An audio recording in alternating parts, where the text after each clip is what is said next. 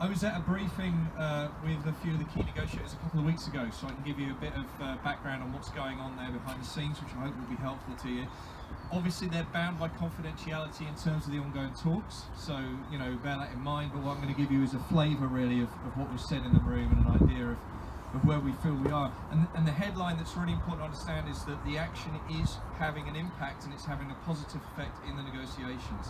So we were given a full and final offer in November, at which point they said that they weren't going to negotiate with us nationally on any of the 4 flights issues that were all going to be addressed locally. And then we took 8 days action. And then they agreed that actually they would negotiate with us nationally on those 4 points. So your action had a direct, real impact and has moved the needle in terms of those debates. And what the negotiators told me was that once action's been declared, and especially when it's being taken, the atmosphere in the room transforms. It is different when they are negotiating, and that the employers know that we're out and that we mean it and we're taking meaningful action. The entire discourse changes, the body language changes, and progress gets made. So we did make progress for the 8 days, but we didn't get what we needed. Whilst they did agree to the principle of negotiating nationally on the points, which is important and is a step forward, what it's not is a breakthrough.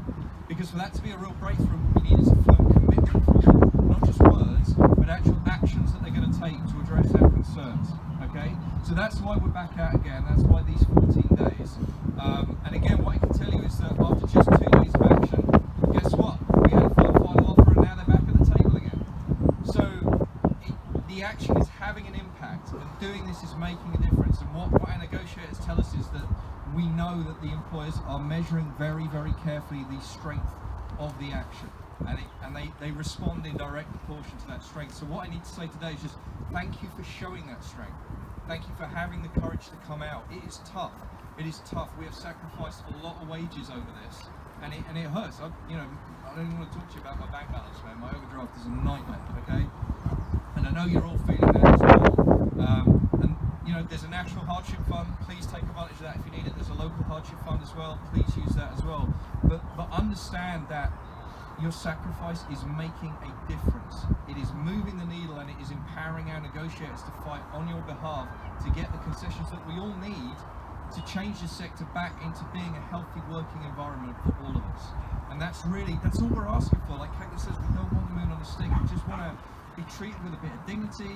We want to have a remotely sane workload, and maybe be compensated in line with inflation for the first time in 10 years. That'd be nice too.